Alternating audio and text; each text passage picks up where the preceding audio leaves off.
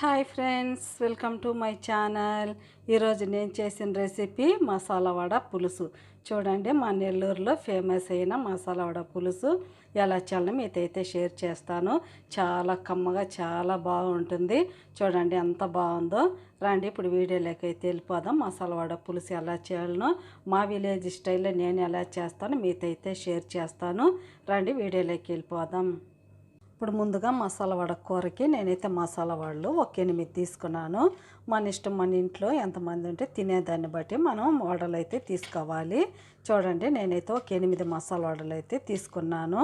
ఇప్పుడు ఇందులోకి టమాటాలు అయితే ఒక 4 టమాటాలని ఈ విధంగా సన్నలుగా కట్ చేసి ఉంచుకున్నాను. ఇందులోకి ఒక పెద్దవి 2 ఉల్లిపాయలు అయితే కట్ చేసుకున్నాను. ఒక పచ్చిమిర్చి, కొద్దిగా కరివేపాకు, 2 వెల్లుల్లి రెబ్బల్ని ఇలా తల కొట్టుకొని ఉంచుకున్నాను. ఇందులోకి అయితే కొద్దిగా ఒక నిమ్మ పండు కంటే కొద్దిగా ఎక్కువ అయితే చింతపండు తీసుకున్నాను. మనము పులుసుని తినేదాన్ని బట్టి వేసుకోవచ్చు. ఎక్కువ పుల్లగా ఉన్నా కూడా బాగుండదు. అందుకని మనము మసాలా వడకు తగ్గట్టు పులుసు తీసుకోవాలి. నేను 8 వడలు తీసుకున్నాను కాబట్టి నిమ్మపండు కంటే కొద్దిగా ఎక్కువ చింతపండు అయితే తీసుకున్నాను. ఇప్పుడైతే మనం స్టవ్ వెలిగించుకొని కూర అయితే చేసేసుకుందాం. ఇప్పుడు నేను స్టవ్ వెలిగించుకొని ఒక ప్యాన్ అయితే పెట్టేశాను. ఇందులోకి ఆయిల్ వేసుకోవాలి. ఒక 2 స్పూన్లు అంతా ఆయిల్ వేసుకుందాము. ఆయిల్ కాస్త వేడవనిద్దాం. ఆయిల్ కూడా హీట్ అయింది. ఇప్పుడు మనం ఇందులో పోపు దినుసులు వేసుకోవాలి.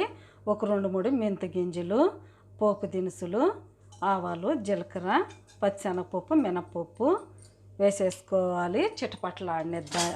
చిటపట్లాడనిద్దాము కొద్దిగా. చూడండి, ఆవాలు కూడా బాగా చిటపట్లాడుతున్నాయి. ఇప్పుడు ఇందులో మనము తలకొట్టి ఉంచుకున్న వెల్లుల్లి రెబ్బల్ని వేసేసుకోవాలి. కరివేపాకు కూడా వేసేసుకుందాము.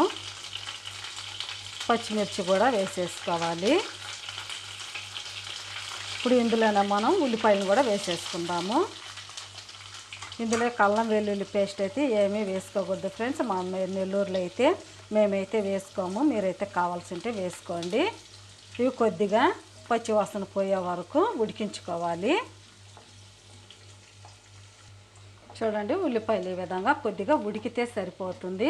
ఎక్కువైతే మనకు బ్రౌన్గా వేగాల్సిన అవసరం అయితే లేదు.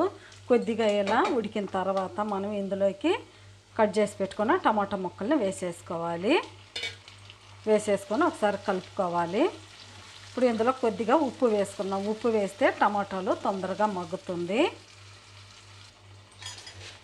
ఉప్పు వేసుకుందాము.